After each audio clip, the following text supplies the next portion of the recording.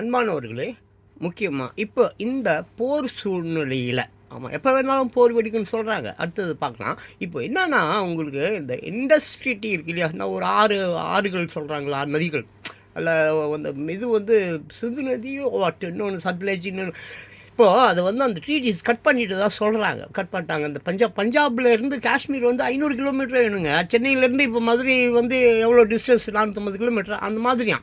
அந்த வாகா எல்லையெல்லாம் இருக்குல்ல, அங்கேருந்து இந்த பஞ்சாப், அதான் அந்த சுதந்திரம் அப்போ பாகிஸ்தான் பாதி பஞ்சாபை எடுத்துக்கிச்சு, இந்தியா பாதி பஞ்சாபை எடுத்துக்கிச்சுல. ஸோ இந்த பஞ்சாப் மக்கள் மிக பயங்கரமான பசி, பட்டினி, துன்பம், ஐயோயோ புண்ணே மலையாதாமா என்னென்னமோ பேசுகிறாங்க. அது இந்த யூடியூபர்ஸ் ஓரளவுக்கு உண்மை பேசுகிறாங்க. ஆனால் அந்த மெயின் ஸ்ட்ரீம் மீடியாவை ப்ரைம் மீடியாங்க தான் அவனுங்க பையோயோயோயோயோ கர்மம் முடிச்சவனுங்க சாவே மாட்டுறானுங்க. திருட்டு பசங்க ஆளுங்கட்சிக்கு கொடுக்குற காசை வாங்கின்னு அவன் கொடுக்குற காசை வாங்கின்னு அவனுங்க பேசுகிற பேச்சியும் இவனுங்களே போகிற மூட்டி விட்ருவானுங்க போல இருக்குதுங்க.